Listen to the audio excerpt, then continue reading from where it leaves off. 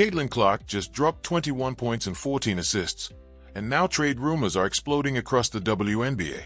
Face screaming in fear, did Indiana really make a shocking deal with New York? Or is there something bigger happening behind the scenes? There were a couple times early in the game where she was driving to the bucket and she actually looks like she tweaked her leg on this play. Instead of just going for a run-of-the-mill left-handed layup, there was nobody really around her. She tried to do the little reverse, kiss it off the glass, and that body language said it all.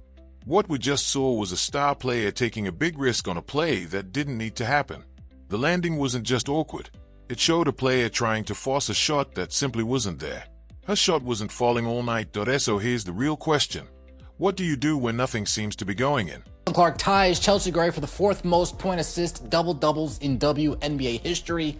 Again, Chelsea Gray, the point god, aka the point fraud. Someone who the experts deem as the best point guard to have ever played this game. This changes everything.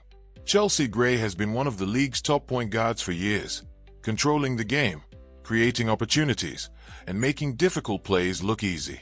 But now, a new milestone has been reached that usually takes players many years to achieve, and that's where things get interesting.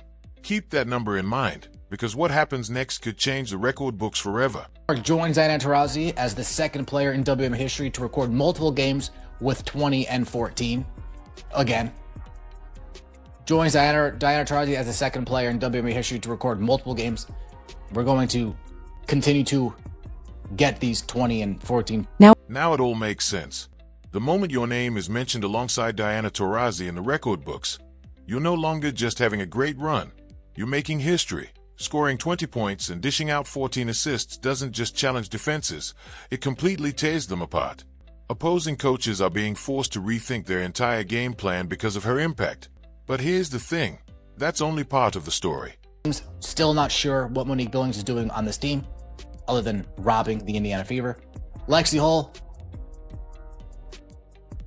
Monique Billings and Lexi Hull is like a waste of a roster spot as far as the starting lineup goes. We need to insert Sophie Cunningham into that starting spot to continue to spread the floor for Caitlin Clark. Give her another threat out there offensively so people can't collapse when she drives in. A 9-5 record might look good on the surface, but there's a bigger problem hiding underneath.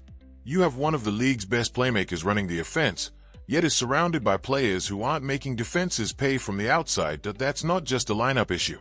It's a coaching issue. When defenders don't respect your shooters, they pack the paint with no consequences. And once that happens, the entire offense becomes much easier to stop. But here's the important part. That single weakness leads directly to the biggest lesson from this matchup. And trust me, you won't want to miss what comes next. Free throws, and this was just nasty right here. This behind the back pass to Michaela Timpson. Nasty Caitlin Clark. Vintage CC. Getting in the lane. Whoop! Splitting the defense. Tammy Fagbenley helps. Behind the back to Michaela Timpson. Michaela Timpson finishes it. I like Michaela Timpson's game. Although she's not a three-point shooter, she still manages to space the floor nicely, not clogging the paint, and always seems to be at the right place at the right time to get a drop-off pass from Caitlin Clark. That sequence didn't just matter. It changed the entire game. When a point guard draws that much attention from the defense, everything opens up. Defenders start scrambling, passing lanes appear, and scoring becomes much easier. Suddenly, putting up 113 points against Toronto doesn't seem surprising. It feels expected. But how did Indiana get there? The game was really a tale of two halves. The first quarter belonged to Indiana. They jumped out to a 26-20 lead by running effective pick and rolls, creating mismatches, and keeping Toronto's defense off balance. Everything was flowing, and it looked like Indiana was in complete control. Then the second quarter changed the story. Toronto responded with 30 points, wiping away Indiana's early momentum. Indiana's perimeter defense struggled, communication broke down, and Toronto took advantage of every opening. The team that looked dominant in the first quarter suddenly found itself fighting to stay in the game. That's what made the second half so interesting. At halftime, Indiana's coaching staff made a major adjustment. Instead of relying on a slower half-court offense, they increased the pace and turned the game into a transition battle. The change completely shifted the momentum. Toronto's bigger defenders, comfortable in a half-court setting, was suddenly forced to run the floor on every possession. Indiana pushed the ball at every opportunity, attacking before Toronto's defense could get set. The result was simple but effective. The faster pace created open shots, easier scoring chances, and constant pressure on Toronto's defense. What wasn't available in the first half suddenly became available everywhere, and that was the real genius of the adjustment. The transition game didn't just create easy baskets, it completely changed the way Toronto had to defend. The transition game didn't just create easy points, it also helped hide Indiana's biggest weakness. Their main ball handler was struggling to generate offense in the half-court, but once the game sped up, that issue almost disappeared. The pace covered the floor completely. That's what great coaching looks like. You build around your strengths and minimize your weaknesses. And then there was Kelsey Mitchell. Honestly, her performance deserves its own spotlight. She finished with 27 points, shot 9 of 11 from the field, and went a perfect 6-for-6 from the free throw line. That's not just a hot shooting night, that's elite efficiency. Mitchell wasn't only scoring, she was creating opportunities for others, taking pressure off the primary ball handler, and forcing Toronto's defense into impossible choices. Every time they tried to send extra help, Mitchell made them pay. When a player commands that much attention, everything changes. Driving lanes open up, cuts become easier, and the offense starts flowing naturally. Suddenly, scoring 113 points makes perfect sense. But then the game became much more physical. Brittany Sykes suffered a serious ankle injury that brought everything to a halt. As medical staff attended to her on the sideline, the scene was difficult to watch. It was a reminder of how demanding and physical the season can be on players' bodies, and Sykes wasn't the only player affected. Maisha Hines-Allen also took a hard hit when she was accidentally struck in the face by Isabel Harrison. It wasn't intentional, but it was another tough moment in a game that had already become increasingly physical. She ended up missing an entire quarter, and that changed everything. One accidental collision disrupted the rotation, put extra pressure on the remaining forwards, and forced the coaching staff to adjust on the fly. The fact that she couldn't finish the game shows how quickly a single injury can impact an entire team's plan. Another important story from this game was the turnovers. Indiana committed 5 turnovers in the first half against a team that thrives in transition. That's usually a recipe for disaster. Most teams struggle to recover when they give away that many possessions, but Indiana made a huge adjustment that in the second half. They committed just 1 turnover. Wonder that kind of improvement doesn't happen by luck. It requires focus, communication, and smarter decision-making. The players recognized what Toronto was trying to do defensively and adjusted accordingly. They also found another way to score. Instead of settling for difficult shots, Indiana attacked the basket aggressively and forced defenders into tough situations. The result was 10 made free throws on 14 attempts.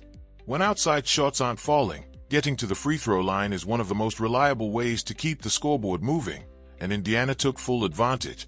Then there's Michaela Timpson, a player who probably won't get many headlines but deserves plenty of credit. She may not be a three-point shooter or high-volume scorer, but her impact is undeniable. Her positioning around the basket creates opportunities for everyone else. She consistently finds open space, gives teammates a safety valve when drives get cut off, and forces defenders to make difficult choices. Those contributions don't always show up in highlight reels, but they are often what makes an offense function smoothly. And that's why this one matters more than people realize. Indiana has beaten struggling teams before. They've taken care of business against opponents lower in the standings. But this game felt different. It wasn't just about getting another win. It was about overcoming injuries, fixing mistakes in real time, and finding multiple ways to succeed when things weren't going according to plan. That's the kind of growth that tells you a team may be turning a corner. Those earlier wins were expected. This one felt different. Toronto may have been missing key players, but they still presented a real challenge. They had depth, a solid defensive system, and the kind of structure that can expose a team's weaknesses. Indiana didn't just survive that test, they dominated it. Scoring 113 points and setting a franchise record isn't simply a statistic. It's evidence that this offense may be capable of much more than people thought. Now comes the real challenge. Thursday's matchup against Atlanta could tell us everything we need to know. The Dream are built to disrupt offenses like Indiana's. They pressure passing lanes, play physical defense on the perimeter, and make life difficult for playmakers. That's why these next games are so important. Was this offensive explosion a perfect matchup? Or is this the new version of Indiana? Because a record-breaking performance changes a team's mindset. The players now know what they are capable of when everything comes together. Once you've experienced that level of success, it's hard to forget. That leads to the biggest question facing the organization. Should the front office and coaching staff make changes to the starting lineup to improve floor spacing around their star playmaker? Or should they stay with the current rotation and trust the process? Because one thing is becoming clear. With better spacing, smarter lineup combinations, and a commitment to maximizing their strengths, this team has the potential to be dangerous. The talent is there. The record-setting performance showed it. Now the question is whether the organization is willing to make the adjustments needed to unlock that potential consistently. What do you think? Should Indiana make changes to the starting lineup, or stay with the current approach? Let me know in the comments, and if you enjoy in-depth basketball breakdowns like this, be sure to subscribe. There's a lot more to come.